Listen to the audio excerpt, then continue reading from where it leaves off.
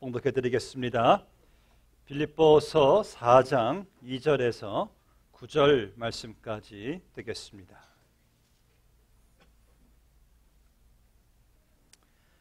하나님의 말씀입니다. 내가 유오디아를 권하고 순두개를 권하노니 주 안에서 같은 마음을 품으라. 또 참으로 나와 멍에를 같이한 네게 구하노니 복음에 나와 함께 힘쓰던 저 여인들을 돕고 또한 글레멘드와 그 외에 나의 동역자들을 도우라. 그 이름들이 생명책에 있느니라. 주 안에서 항상 기뻐하라. 내가 다시 말하노니 기뻐하라. 너희 관용을 모든 사람에게 알게 하라. 주께서 가까우시니라. 아무것도 염려하지 말고 다만 모든 일에 기도와 간구로 너희 구할 것을 감사함으로 하나님께 아뢰라. 그리하면 모든 지각에 뛰어난 하나님의 평강이 그리스도 예수 안에서 너희 마음과 생각을 지키시리라. 끝으로 형제들아, 무엇에든지 참되며 무엇에든지 경건하며 무엇에든지 오르며 무엇에든지 정결하며 무엇에든지 사랑받을 만하며 무엇에든지 칭찬받을 만하며 무슨 덕이 있든지 무슨 기림이 있든지 이것들을 생각하라. 너희는 내게 배우고 받고 듣고 본 바를 행하라. 그리하면 평강의 하나님이 너희와 함께 계시리라. 아멘. 평강의 하나님이 너희와 함께 계시리라. 사도 바울은 항상 그의 서신서를 보시면 늘 평강을 우리에게 축복하는 것을 보게 됩니다. 이 평강이 하나님의 축복이죠. 평강, 영어로는 peace, 또 평안, 또 평온함. 어떤 분은 그래요. 교회 안에 들어오시면 참 마음이 평안해진대요. 그렇죠. 신앙이 없는 분들, 예수를 안 믿는 분들도요, 조용한 교회 안에 들어오면 다 마음이 평안해진대요. 그 교회의 어떤 그 분위기 때문인지 그 고요함 때문인지 조용한 그 침묵 속에서 마음이 평안해진답니다. 그런데 본문의 평강은 그런 어떤 환경, 어떤 그 분위기 속에서 오는 고요함, 평온함 그 정도가 아니고 아주 다이내믹한, 아주 생동감 있는, 능력 있는 평강인데 천둥과 번개가 쳐도 풍랑 속에서도 심지어 죽음 앞에서도 마음의 평안함, 상황과 환경을 이길 수 있는 그 평안함을 여기서 말씀하고 있는 거예요. 오늘 그러한 평강이 우리 안에 임하기를 오늘 사도 바울이 축복하고 있는 것을 보게 됩니다. 하나님과의 관계 속에서 평안이 내 안에 임했어요. 평화로다. 하늘 위에서 내려오는 그 평화. 이제 이 평화를 여러분들이 날마다 누릴 수 있는 비결을 오늘 성경은 우리에게 말씀하고 있습니다. 그 첫 번째가 무엇입니까? 평강을 누리시려면 주 안에서 기뻐해야 됩니다. 이것은 여러분 명령이에요. 하나님의 신실하심을 내가 믿고 나를 향하신 하나님의 선하신 계획과 섭리를 내가 믿고 하나님의 주권으로 오늘도 나를 인도하심을 내가 믿고 오늘 이 말씀대로 기뻐하라고 명령했으니까 의지적으로 순종할 때에 내 안에 평강이 임하고 평강이 누리게 되는 것을 보게 됩니다. 여러분들 기쁨과 평강 누리시려면요, 내 감정 느낌에만 의존하시면 안 돼요. 내 감정 느낌은요, 일이 잘 되면은, 일이 잘 풀리면은, 내가 원하는 일을 내가 이렇게 갖게 되면은 뭐 기뻐하지 말라고 해도 자연적으로 감정은, 느낌은 기뻐져요. 좋아지는 거예요. 그런데 내 뜻대로 안 되고 일이 안 풀리고 일이 자꾸 꼬일 때 내 감정은 착잡해지고 짜증나고 힘들어지고 우리는 또 낙심하게 됩니다. 우리는 거기에서 기쁨을 발견하는 것이 아니라 오늘 말씀대로 어떠한 환경 상황 속에서도 주님의 뜻하신 바를 내가 믿고 주님이 나와 함께 하심을 내가 믿고 주 안에서 기뻐하라 명령했으니 기뻐합니다. 하나님 할렐루야 이렇게 하나님께 기뻐하니까요, 마음속에 평강 여러분 오는 거 경험하지 않습니까? 내 감정이 나를 끌고 가는 것이 아니라 의지적으로 말씀 믿고 그냥 기쁨을 선포하니까 마음속에 진짜 평안이 여러분 오는 것을 우리가 보게 됩니다. 그래서 평강은 언제 누립니까? 모든 환경 상황 속에서 주 안에서 기뻐할 때 평강이 임해요. 또 평강이 또 임하는 또 경험은 언제 할 수 있습니까? 모든 사람들에게 관용을 베푸는 거예요. 본문의 말씀을 보시면은 이 5절 말씀에 너희 관용을 모든 사람에게 알게 하라. 평강의 주님이 가까우시니라. 여러분 보세요. 우리가 어느 공동체 안에서든지 가정이든지 교회든지 나와 의견이 안 맞는 사람, 나와 항상 미움, 시기, 질투로 맞서는 사람 만나면은요 마음의 평안은커녕 평안이 금세 사라지잖아요. 근데 우리가 문제는 그러한 사람들을 피할 수 있는 곳은 세상에 없습니다. 항상 어떤 공동체든지 나와 대립되고 안 맞는 사람들은 항상 있어요. 그러할 때 평강을 유지하는 비결, 오늘 말씀 보니까 관용을 베풀라. 관용이 뭐예요? 너그럽게 대하는 태도, 용납해주는 태도, 용서해주는 태도. 그 관용을 베풀 때 내 안에 상대적으로 오는 그 미움과 질투 시기가 평안으로 바뀌게 된다는 말씀이죠. 그래서 여러분, 이 많은 사람들과의 관계 속에서 관용 없는 사람 평안 누릴 수가 없어요. 우리 마음속에 늘 주님의 은혜로 말미암은 용서, 용납하는 이 관용, 오늘 바울은 여기서 말씀하고 있습니다.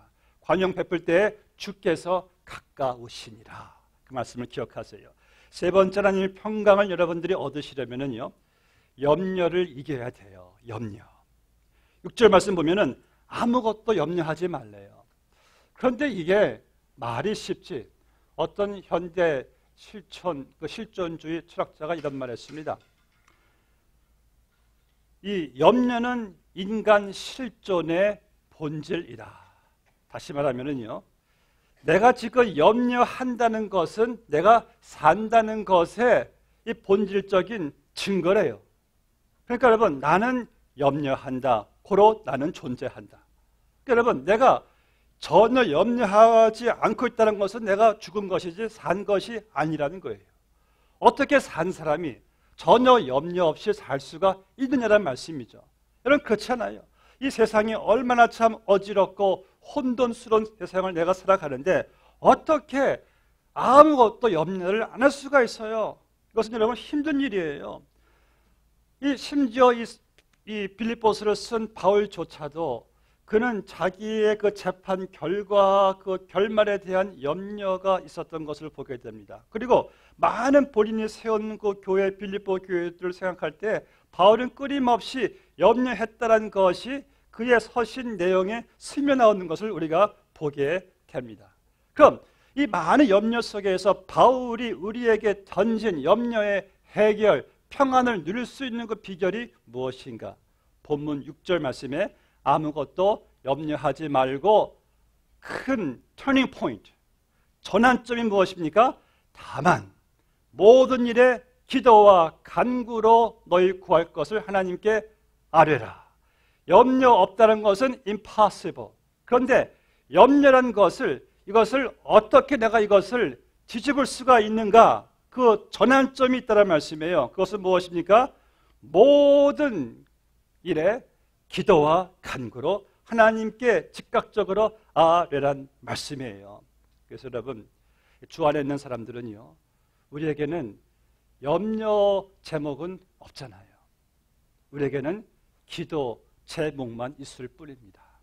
염려 제목은 서양 사람들은 염려거리, 우리에게는 기도거리. 그들의 염려는 우리에게도 밀려오지만 우리는 이 염려를 기도란 파워를 통해서 이것을 해결할 수가 있는 줄로 믿습니다. 리처드 웨이니가 이런 말을 했습니다. 아무것도 염려하지 않으려면 모든 것에 대해서 항상 기도하는 자세를 가져라. 아주 이 사람 기가 막힌 말 한 거예요. 항상 기도하는 자세를 가진 사람에게는요, 염려가 항상 끊임없이 내게 엄습해 온다 할지라도 기도란 그 그릇으로 말미암아 염려를 담아서 하나님께 그냥 즉각적으로 올려드리기 때문에 염려가 내 안에 주둔할 수가 없다는 말씀이에요. 왜? 기도로 계속 올려드리기 때문에 여러분 정말 염려 덜 하시려면 기도 더 하세요. 염려를 아예 없게 하시려면 기도를 많이 하시기를 바랍니다. 염려하지 말고 기도하세요 하면은 별로 안 좋아하시는 분이 있어요. 아니 기도만 하면 다 됩니까? 그럼 염려한다고 다 됩니까? 예수님 말씀하시기 너희가 염려한들 한 키를 더할 수 있느냐?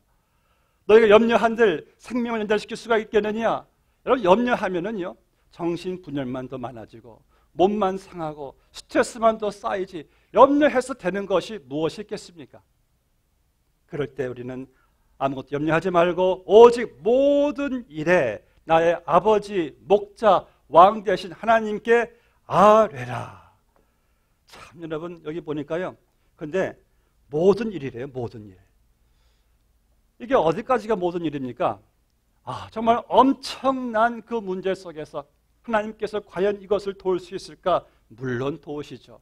엄청난 일도 모든 일이고 내가 볼 때 이런 시시한 일도 하나님께 기도합니까? 해야 돼요. 유치한 일도 모든 일 하나님께 다 기도하는 거예요. 지난주에 새벽에 일어나서 빨리 교회 가서 말씀 전해야 되는데 이 키가 안 보여요. 자동차 키가. 시간은 점점 그냥 다급해 오죠. 하나님 키가 안 보여요. 키를 보이게 해주세요. 기도했어요. 그런데 신기하게 그 어두운 그 구석에 키가 떨어지는 것이 눈에 또 딱 보여요. 저는 이것이 우연이 아닌 것 같습니다. 기도하는 마음에 하나님께서 빛을 비춰 주시더라고요. 어느 성도님이 남편을 잃고 어려운 궁핍한 경제적으로 그 상황 속에서 아이들을 키우며 살고 있었는데 어느 날 국세청에서 이 세금 고지서가 날라왔어요. IRS에서 보낸 거예요. 근데 분명 보니까 이미 오래전에 남편이 그 많은 액수에 그것을 다 분명히 고지서를 납부했는데 이것을 모르고 또 내라고 또 발부한 거예요. 이제 큰일 났습니다. 이거 갚지 못하면 집까지 날아갈 그런 상황이에요. 집을 다 뒤져 샅샅이 찾아도 보이질 않습니다. 그냥 소파 힘없이 탁 앉아서 낙심이 팍팍 들어오는데 말씀이 떠올라요. 아무것도 염려하지 말고 모든 일에 감사함으로 아뢰라. 기도하고 하나님께 기도하고 맡기는데 조금 있다가 보니까 그 창문에서 나비가 한 마리, 호랑나비가 무슨 나비인지 모르겠지만 들어와요. 호랑나비인지. 들어오는데 그 나비가 널널 하더니만 그 가구 그 뒤로 들어가는 거예요. 이 분이 나비를 빼려고 가구 뒤를 이렇게 그냥 끌어당겨서 나비를 보니까 그 안에 그 서류가 있는 것입니다. 여러분 이것이 과연 우연일까요? 기도란 것은요. 우연 같은 기적의 섭리를 나타나게 되는 줄로 믿습니다. 이게 기도예요. 오늘 말씀 보니까 근데 기도하되 감사함으로 아뢰래요. 감사함으로. 모든 일 가운데 감사할 일이 항상 있는 것은 아니잖아요. 그런데 무조건 그냥 감사함으로 기도하래요. 모든 일에. 여러분 우리가 감사할 수 있는 두 가지 이유가 있습니다. 기도할. 첫 번째는 내가 기도할 때 반드시 하늘 아버지께서 응답하실 것이다라는 확신이 있어요. 거기에 우리는 기도에 감사가 있습니다. 두 번째는요. 내가 기도할 때 앞이 캄캄해요. 그런데 지나간 내 과거를 돌아보니까 그때 캄캄했을 때 전혀 앞이 안 보였을 때 지금 와서 보니까 그때 하나님께서 나를 구출해 주셨고 나를 도우셨거든요. 그게 깨달아지니까 감사가 나오는 거예요. 지금도 캄캄하고 안 보이지만은 과거에 나를 도우신 그분이 오늘도 이 시간도 나를 도울 것이다. 그러니까 기도는요. 앞을 보며 감사, 뒤를 보며 감사가 나올 수밖에 없다는 것이죠. 모든 일에 감사함으로 하나님께 아뢰라. 그러할 때 여러분 7절 말씀 보세요. 7절에 그리하면 모든 지각에 뛰어난 하나님의 평강이 그리스도 예수 안에서 너희 마음과 생각을 지키시리라. 평강이 지키시리라. 지키신다라는 말씀은 사도 바울이 군대 용어를 지금 사용해요. 군대 용어. 마치 로마 군대가요. 적들의 공격으로부터 자기들의 영토를 그냥 군사력으로 아주 그냥 강하게 옹이하고 방어할 때 그 용어를 그대로 지키시리라. 내 마음을 이러한 강한 하나님의 평강으로 지켜주신다. 이것이 기도 응답이에요. 여러분, 기도하고 나서요, 내가 기도했던 상황과 환경, 사람 여전히 안 변할 수가 있습니다. 근데 변하는 것이 있어요. 내 마음에 평강이 임하네요. 하나님께서 반드시 지금은 그대로 있는 상황, 환경, 사람이지만은 하나님께서 반드시 하나님께서 선을 합력하여 선을 이뤄갈 것을 믿는다는 평강이 오니까 기도 응답이 벌써 여러분 온 거예요. 그래서 여러분, 기도하고 나서 이거 어쩌지? 기도하고 나서 한숨 푹 쉬면은 기도 또 하세요. 응답받은 거 아닙니다. 응답은요, 마음속에 주께서 함께 하실 것이다. 나를 도우실 것이다. 반드시 하나님께서 좋은 결과를 주실 것이다 라는 마음의 평강이 오면은 그게 기도 응답이잖아요. 기도하고 나서 이것도 어쩌지, 누구 전화하고 그러지 마시고 기도하면 하나님께 다 맡기심에서 오는 평강을 누리시기를 주의 이름으로 축복합니다. 넷째로 어떻게 평강을 누릴 수가 있습니까? 8절 말씀을 보세요. 자, 평강이란 것은 내가 어떻게 생각하는 데서 오는 거예요. 형제들아, 무엇이든지 참되며 무엇이든지 경건하며 무엇이든지 옳으며 무엇이든지 정결하며 무엇이든지 사랑할 만하며 무엇이든지 칭찬할 만하며 무슨 덕이 있든지 무슨 기름이 있든지 이것들을 생각하라. 우리가 어떻게 생각하는 데 따라서 평강을 여러분들이 누릴 수가 있습니다. 여러분, 주님이 내 삶의 주인이 되십니다. 아멘. 그러면 주님이 내 생각은 따로입니까? 아니죠. 내 생각을 창조하신 주님은 내 생각의 주인 되시기를 원하십니다. 주님은 내 생각 깊이 다 꿰뚫어 보시는 분이세요. 어차피 다 내 생각을 다 꿰뚫어 보시는 주님 앞에서 우리는 내 생각도 주님이 주인이시니 주여 내 생각의 고삐를 붙잡아 달라고 여러분들이 기도를 하셔야 되는 거예요. 여러분, 왜 그런지 아십니까? 내 생각 주님 붙잡지 않으시면 큰일 납니다. 생각의 파워가 얼마나 강한지. 여기서 생각하란 말씀은, 이것은 단어의 뜻은 깊이 생각함 속에서 불러일으켜지는 우리의 행동, 나의 행동을 유발시키는 생각이란 거예요. 생각의 파워, 누가 이런 말씀입니다. 생각은 행동을 낳고, 행동은 습관을 낳고, 습관은 인격을 낳고, 인격은 운명을 낳는다. 생각이 운명까지 좌우한다면 이 생각의 파워를 주님께서 붙잡으시기를 원하시는 줄로 믿습니다. 한때는 사람 소리가 제일 빠르다고 생각했어요. 사람 소리가요 1초에 340m를 날아간답니다. 그 다음에 워터 부케란 그 사람에 의해서 음속 비행기가 더 빨리 더 날아간대요. 소리보다도. 그런데 제일 빠른 것은 역시 빛은 1초에 18만 6천 미터를, 6천 마일을 그냥 날아가요. 1초에 지구를 7바퀴를 돈다고 그러죠. 그런데 입실론은 빛보다 수만 배가 더 빠른데, 더 놀란 사실은 입자는 입실론보다도 수억 배가 더 빠르대요. 굉장한 속도입니다. 그런데 최근에 다시 정정하기를 제일 빠른 것은 사람의 생각. 1초에 우리 생각은요, 이 광활한 우주 전체를 몇십 바퀴를 그냥 돈대요. 생각이란 것이. 이렇게 파워풀한 생각인데, 이러한 생각의 무서운 파괴력을 여러분들이 주님께 맡기지 않으신다면은 그 생각이 우리의 원인이 되고 씨앗이 되고 결과 열매가 된다면은요, 여러분들 생각 내 마음대로 할 수 있는 것이 아니더라고요.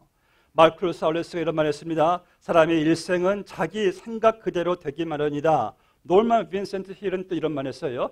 생각을 바꾸면은 자기 세계도 바꿀 수가 있다. 그렇다면 이렇게 강한 파괴력이 있는, 영향력이 있는 생각을 주님께서 컨트롤해 주지 않으신다면 참으로 여러분 두려운 일이에요. 잠언서 23장 7절에서 말씀하기를 대저 그 마음의 생각이 어떠하면 그 위인도 그러한즉. 여러분들의 사람 됨됨이 여러분들 매일같이의 생각에 달려있다는 사실을 기억하시기를 바랍니다. 그래서 성경은 너희 생각을 지키래요. 어떻게 이 무한한 세계에서 가장 빠른 이 생각을 내가 지킬 수가 있단 말인가? 마음을 생각을 비워야지 절대 못 비워요. 생각은요, 비우면 비울수록 더 이상한 이 복잡한 생각들이 밀려오기 때문에 생각을 비우시려면은 생각에 무엇을 채워야 돼요. 뭘 채웁니까? 여러분 컴퓨터를 보시면은 컴퓨터의 발견 원인이 무엇입니까? 어린아이들 보고 배운 거예요. 어린아이들은 그저 집어넣는 대로 그냥 빠져나오니까. 우리 사람의 생각도요, 집어넣는 대로 빠져나와요. 그렇다면은 우리가 매일같이 생각에 수만 수천 생각들이 막 그냥 우리 안에 막 몰려 막 침해 막 투입해 오는데 이것을 지키려면은 지난번은 저희 교회 제 컴퓨터에 바이러스가 침입돼 가지고 다시 이 바이러스를 막는 프로그램을 깔았습니다. 그 엔티 바이러스를 까니까 이제 유해 안전 바이러스들이 들어오지를 못하더라고요. 마찬가지입니다, 여러분. 내 마음 생각을 하나님의 말씀으로 채우지 않고서는 하루에도 수백만 생각들이 내 안에 몰려올 때 그것을 내가 필터하고 제어낼 수 있는 장치가 우리는 없다는 말씀이죠. 하나님의 말씀으로 우리는 모든 죄된 유해한 생각들을 필터할 수가 있습니다. 그래서 여러분 아침에 깨어나시면은요, 세상 복잡한 이야기들 그냥 있는 신문 먼저 보시기 전에 하나님 말씀 한 장 먼저 읽으시고 말씀 묵상하시고 기도하세요. 밤에 주무시기 전에 복잡한 생각 속에서 주무시지 마시고 말씀 한 장 읽으시고 묵상하시고 기도하시고 한번 밤 주무셔 보세요. 이게 벌써 생각이 마음이 꿈이 달라요. 꿈이. 어느 기독교 학생들이 작은 공동체를 구성하고 살고 있었는데 이들은 끊임없이 그 밀려오는 그 유혹된 생각들 속에서 마음의 평안이 없어요. 그런데 자기들을 리드하는 그 지도자분은 항상 얼굴에 마음의 평안이 넘쳐 보여요. 그래서 너무 신기하니까 물어봤습니다. 선생님, 우리는 매일같이 우리를 괴롭히는 그 유혹의 생각들 때문에 너무 강해서 견딜 수가 없는데 어떤 선생님은 항상 얼굴이 평안해 보이시고 마음의 평안의 그 비결이 무엇입니까? 물어보니까 이분이 하시는 말씀이 나도 매일같이 유혹된 생각들이 많이 밀려오지. 그런데 나는 여러분들과 같이 유혹이 내 마음에 노크할 때 나는 이렇게 대답합니다. 내게는 빈 방이 없다. 내 안에는 예수님과 말씀이 가득 차 있기 때문에 빈 방이 없다라고 선포를 한다는 거예요. 아주 마음의 평강을 유지할 수 있는 좋은 예화죠. 여러분 그리스도인들이 할 수 있는 가장 효과적인 일 중에 하나는 뭔지 아십니까? 다른 거 하려고 하지 마세요. 먼저 내 마음의 생각에 말씀으로 채우는 겁니다. 그건 먼저 여러분 시급한 게 없어요. 금강산도 식후 구경이라. 여러분 우리 일상생활에 처음도 하나님 말씀 후입니다. 아멘입니까? 말씀 후로 그러할 때에 생각이 우리를 지켜주는데 오늘 본문의 8절을 볼까요? 여기 보니까 6가지 생각들을 이제 고민하라고 하고 있는데 즉 요약한다면은 항상 적극적인 것을 생각하는 거죠. 사랑을 생각하고 의를 생각하고 경건 생각하고 옳은 것을 생각하고 아름다운 것을 생각하고 이러한 적극적인 것들을 생각하는 것인데 여러분 만약 우리의 생각이 부정적인 것이 될 때는요 일어날 수 있는 최악의 상태가 있습니다. 내 생각이 부정적인 것이 될 때에 사탄이 그 생각 안에 자기의 터를 구축해 놓습니다. 그러니까 우리의 생각이 미움이나 시기나 질투나 여러 가지 부정적인 것들이나 여러 가지 거짓된 것들이나 더러운 생각 이런 생각 속에서 사탄이 거하기를 좋아하거든요. 거기에 사탄이 자기의 터를 구축해 놓은 다음에 여러분들의 생각을 지배함으로 말미암아 그런 자기가 원하는 말로 원하는 행동으로 우리로 하여금 나오게 해서 나와 함께 많은 사람들을 파괴시키는 것이 이게 사탄이 하는 것이거든요. 그러니까 사탄이 좋아할 생각이 들어올 때 우리는 이 생각을 쫓아내야만 한다는 것이에요. 여러분 이 새가 내 머리 위에 날아가는 것은 누가 막겠습니까? 새가 내 머리에 딱 앉아서 둥지를 만드는 것은 내가 쫓아낼 수가 있잖아요. 우리 안에 생각이 매일같이 들어옵니다. 미운 생각, 시기, 질투 막 들어오잖아요. 이런 건 어떻게 할 수가 없어요. 이런 거 들어올 때 그건 죄가 아니에요. 그런데 그 생각이 들어올 때 여러분들은 쫓을 수 있는 능력이 있습니다. 예수 그리스도 이름으로 말씀으로 쫓아내야 돼요. 그 생각을 쫓아내야지만이 그 생각이 사탄의 컨트롤을 받음으로 말미암아 나를 파괴시키지 못하게 한다는 사실을 기억하시기를 바랍니다. 생각 너무나 중요해서 여러분, 나쁜 생각이 나를 지배하지 못하도록 계속해서 아름다운 것 생각하세요. 깨끗한 것, 정결한 것, 영광스러운 것, 사랑, 능력, 진리 이런 것들을 생각할 때에 하나님께서 평강으로 우리를 지켜주시겠답니다. 어느 무명 작가의 글을 제가 잠깐 한번 읽겠습니다. 오늘 하루 동안에는 나를 행복하게 해주는 것들만 생각하겠습니다. 슬픔을 주는 것들을 생각하지 않겠습니다. 오늘 하루 동안에는 나의 장점과 진실만 생각하겠습니다. 단점과 거짓을 생각하지 않겠습니다. 오늘 하루 동안에는 내 주위의 축복들만 생각하겠습니다. 거절당한 것이나 불행은 생각하지 않겠습니다. 오늘 하루 동안에는 우정과 미덕을 생각하겠습니다. 잘못과 허점은 생각하지 않겠습니다. 오늘 하루 동안에는 기분 좋았던 날들만 생각하겠습니다. 한숨과 고통을 생각하지 않겠습니다. 오늘 하루 동안에는 내 앞에 있는 소망들을 생각하겠습니다. 뒤에 남은 찌꺼기는 생각하지 않겠습니다. 참 이 생각이 중요하죠. 여러분, 오늘 하루 동안에는 우리는 이런 것들을 한번 생각해 보세요. 그 생각이 나의 모든 것을 좌우하게 될 것입니다. 생각. 이 사도 바울이 이 편지를 쓸 당시는 그가 어디에 있었습니까? 감옥에 갇혀 있었어요. 우리가 생각하자면은 내가 하나님 왜 이러십니까? 내가 하나님 말씀대로 복음만 전파했는데 내가 왜 감옥에 있어야 됩니까? 원망, 불평 생각할 수가 있어요. 근데 바울은 이렇게 말했어요. 내가 이 감옥에 갇힌 것으로 말미암아 주의 복음이 더 진보를 가지고 왔습니다. 생각을 바꾸는 바울. 또 교회 밖에서요, 바울과 함께 일했던 많은 크리스찬들이 저 바울 저거 감옥에 갇혀 있구나. 그래, 지 혼자 잘난 체 하더니만 이제 우리는 바울 필요 없다. 우리끼리 그냥 복음을 전파하자. 바울이 그런 말 들었을 때, 뒤에서 자기 말 하는 거 들렸을 때 바울이 얼마나 화가 났겠습니까? 감옥에 갇힌 것만 해도 억울한데. 근데 바울은 말하기를 저들이 시기로 미움으로 전파하건 전파되는 것은 예수 그리스도라는 거죠. 감사할 뿐입니다. 아니, 생각을 달리 하니까요, 바울은 평안을 누릴 수 있는 그 비결을 오늘 그대로 우리에게 말씀하시는 거예요. 우리 모두 자기처럼 생각의 변화를 가져올 것을 권면하는 것이죠. 여러분, 생각을 이제는 바꾸시기를 바랍니다. 무엇이든지 거룩하고 착하고 깨끗하고 칭찬할 만하며 사랑할 만하며 이런 것들을 우리가 생각할 때에 주님이 우리의 생각을 지켜주실 것으로 믿습니다. 마지막으로 오늘 말씀대로 우리가 행할 때에 평강의 하나님 우리를 함께 계신다고 그러시는데, 우리 9절을 다 같이 읽어보실까요? 9절 말씀. 너희는 내게 배우고 받고 듣고 본 바를 행하라. 그리하면 평강의 하나님이 너희와 함께 계시리라. 자, 우리와 언제 함께 계신데요? 내가 배우고 받고 듣고 본 바를 행할 때에 평강이 내 안에 임한다라는 말씀이에요. 오늘날 기독교의 문제는요, 배우는 것은 많은데 듣는 것은 많은데 왜 이렇게 내 머리가 복잡합니까? 왜 이렇게 걱정거리만 많아지고 평안과 법리만 이렇게 많아집니까? 여러분, 왜 그런지 아세요? 배우고 보고 들은 바는 많은데 행하는 것이 없기 때문에. 여러분, 우리가 아무리 많이 배워도요, 실제로 행하는 만큼 사실 얻는 거예요. 행한 만큼 내가 배우는 거예요.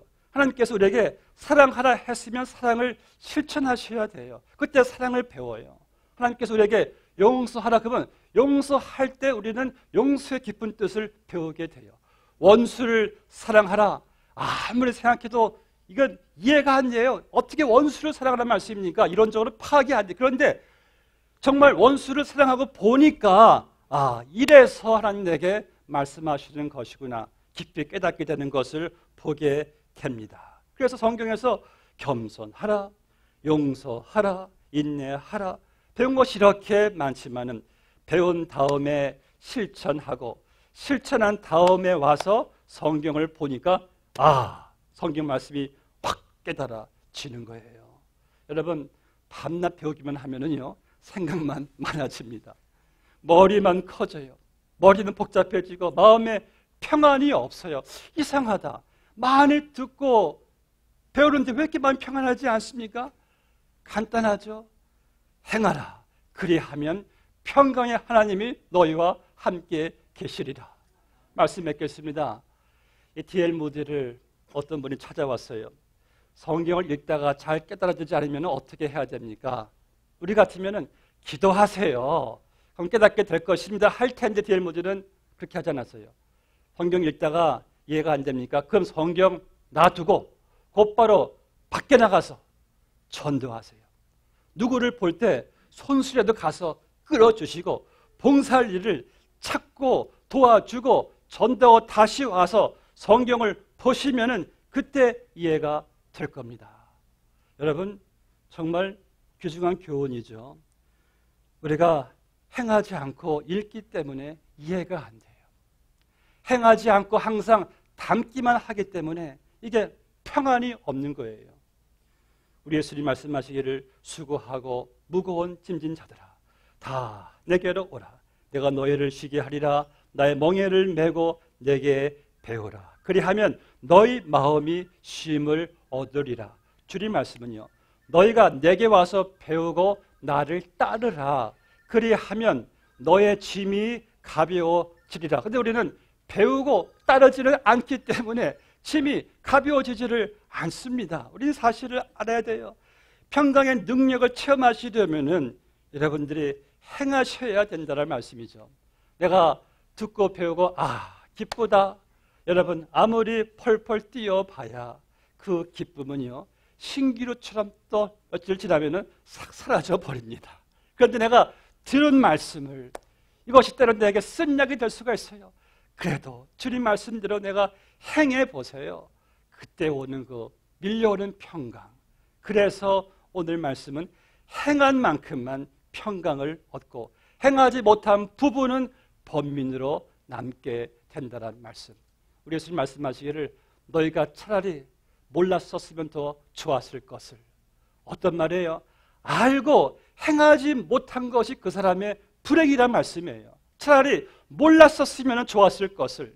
사랑하는 성도 여러분, 이제는 우리가 듣고 배운 것으로 평강을 찾으려 하는 것이 아니라 내가 들은 말씀, 배운 말씀을 행함으로 말미암아 평강의 하나님이 너희와 함께 계시는 축복을 누리시기를 주 여러분으로 축복합니다. 함께 기도하겠습니다. 아버지 하나님 감사합니다. 오늘 우리에게 평강의 하나님이 예수 그리스도로 말미암아 우리와 함께 하심에 참으로 감사합니다.